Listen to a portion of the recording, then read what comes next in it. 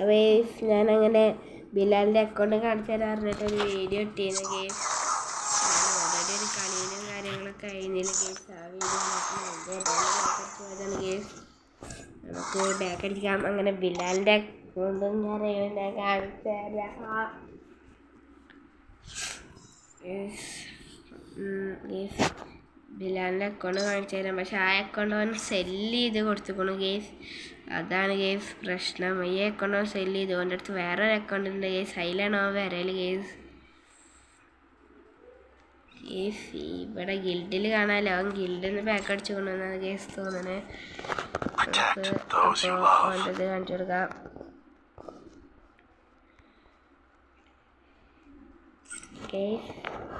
ഇതായിരുന്നു അവൻ്റെ അടുത്ത് ആദ്യം ഉണ്ടായിരുന്ന അക്കൗണ്ട്.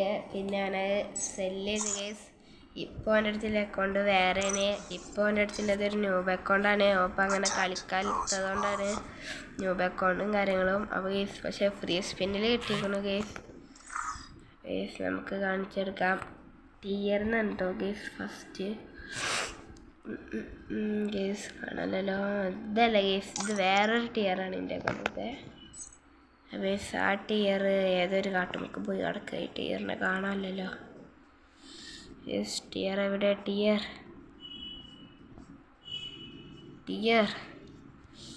ടിയറിനെ കാണാമല്ലോ ഗെയ്സ്. പ്രോ പ്ലെയർ ആയതുകൊണ്ട് എല്ലാവർക്കും റിക്വസ്റ്റ് ഉണ്ട്.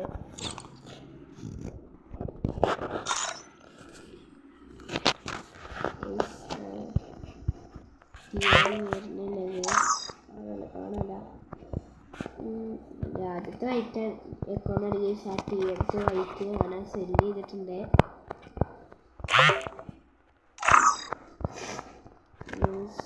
കാണുവാനില്ല,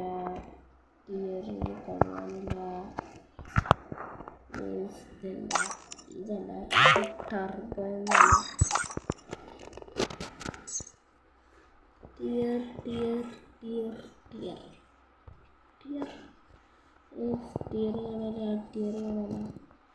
ടിയർ കാണാതെ ശ്വാസത്തിന് ഇട്ടിട്ടുണ്ട്.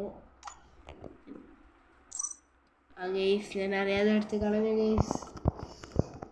ക്ഷമിക്കണം. അപ്പോൾ നമുക്ക് വീണ്ടും ടിയർ നോക്കാം.